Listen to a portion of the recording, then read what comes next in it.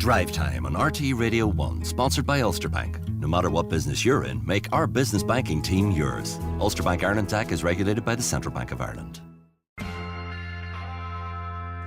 The bodies that oversee aviation in Ireland are appearing as we speak in front of an Oireachtas committee which is looking into Ryanair's cancellation of flights in recent weeks and the impact on passengers. Fergus O'Dowd, he's the chair of the Joint Committee on Transport, Tourism and Sport, began this afternoon by lamenting the absence of Michael O'Leary. Mr O'Leary has declined our invitation to appear here today and stated that he deeply regretted the disruption caused to customers and their travel plans. It is indeed disappointing that Mr O'Leary is unable to attend here today, and I hope that he will be able to accept the invitation which is open to him to attend at some point in the near future. Now, at the hearing, Cathy Mannion, the Commissioner for Aviation Regulation in Ireland, said that her office would pursue enforcement proceedings if Ryanair fails to handle compensation correctly. Where a passenger is not satisfied with Ryanair's response to their claim, we will investigate it, and if necessary, we will issue directions to ensure EC 261 is fully complied with. We will ensure our office is sufficiently resourced should we receive an increased volume of referrals, and in fact we're currently in the process of hiring additional resources. In relation to not commencing enforcement action, the approach I took was a matter of judgment, and I remain of the view that the best course of action over the last 2 weeks was to engage directly with Ryanair, and it was at an open door. They were a company who needed help, and every time we asked them for information, they gave it to us.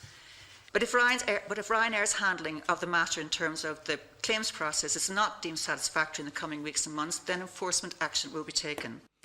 The Commissioner was critical of Ryanair for its delay in notifying her office of the planned cancellations, and committee members were keen to know whether the airline would face any consequences. David Hodnett from the Regulator's Office had this to say. Are there any consequences for Ryanair for not notifying us of the cancellation? The answer is no. There's no legal obligation on Ryanair to notify us that it's going to cancel flights. Cathy Mannion was unapologetic about her office's performance. So just can I just say one thing, because I've thought about this quite a lot over the last 2 weeks. If I had my time again, I would do the exact same thing again. Based on our previous experience of Ryanair, we knew what they should have been able to do. We had a meeting with them about the disaster recovery, and what you tell customers in the previous year. All that was in place. We knew about the rough bones of their rerouting options. It was all there. They had the information to actually inform the passengers. So in short, the information was there, and possibly Ryanair was too focused on solving their internal problem, looking inwards as opposed to looking outwards to what they should be saying to passengers, what they should be saying to regulators, and what they should be saying to other stakeholders. But members of the committee were not impressed, several making the point that it looked as though Ryanair had only got its house in order after an intervention by the UK regulator, Sinn Féin's Imelda Munster. You did say that if it was to happen again, you'd do the same thing again.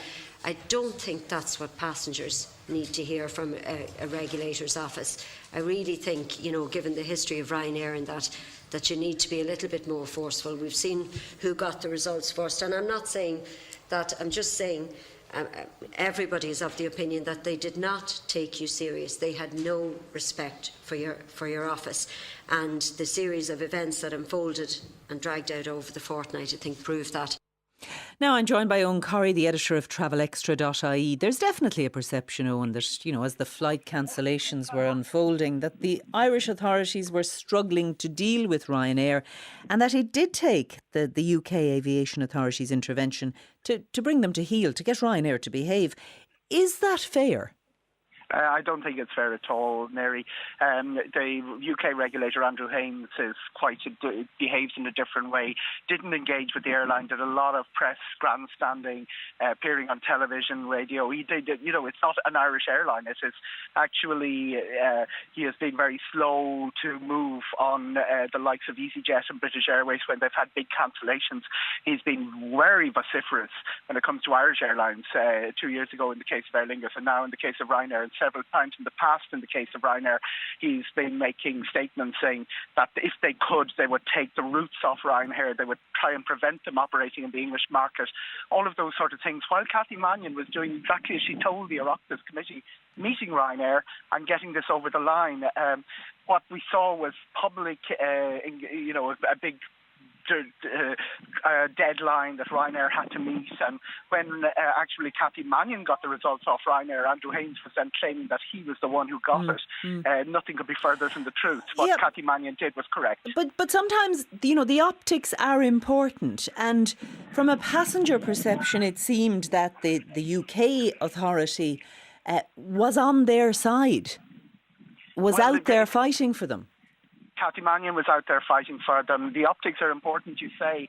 The reality is that, spin was what the CIA were into and were pursuing and putting their energy into preparing the spin for the exact reasons that you say. Like, everybody sits back and says, oh, isn't he great?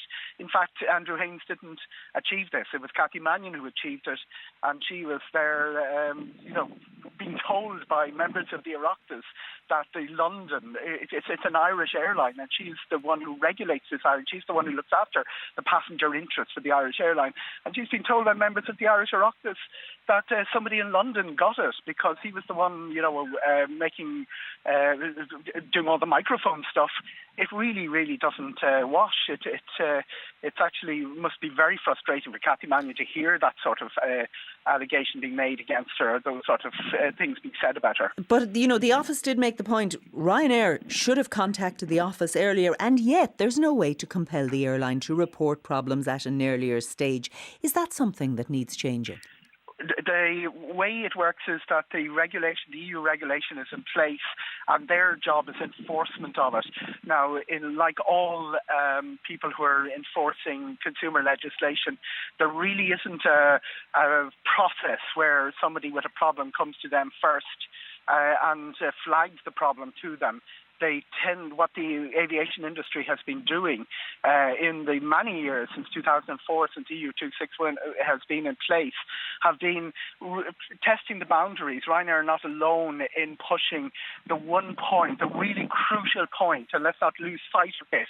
The really crucial point in what Ryanair did over the last couple of weeks was they didn't allow passengers to use other airlines. They were quite specific that they wanted people to rebook on a Ryanair flight. They didn't want to have someone come back and say, oh, the only available flight was Lufthansa business class, the only available restaurant was the Michelin star, and start putting in massive bills for that. But the reality is that the way the pendulum has been swinging with consumer legislation has been that on any airline in the situation Ryanair was in, and this happened quite regularly, Ryanair are not alone in this, they really have to offer consumers the option of flying with another airline. And quite interestingly, that's what Ryanair eventually did. And when they did it, they specified the low-cost airlines that they wanted their customers to use as an alternative. That's really, really, really where Ryanair were slow in responding. And that's probably the biggest question Cathy Mannion was putting to them behind closed doors. Should Michael O'Leary have shown up before the committee today? He said in that letter when he declined to come that he regretted the disruption. Come, say that. Take it on the chin. Yeah, it's not like Michael O'Leary to miss an opportunity to get near an open microphone. It was a bit like Hamlet without the prince. But what we've seen from him has been he kept the head down, emerged for a very public press conference, came out stridently, decisively, said, put the case to the media and put the case to consumers that we had this huge problem which we had to solve, and we were decisive about it.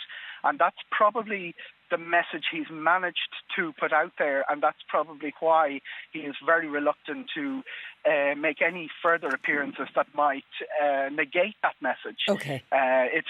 We won't be seeing or hearing from anybody in Ryanair for a little while to come, right. I would imagine. Eoghan Corry, editor of TravelExtra.ie, thank you.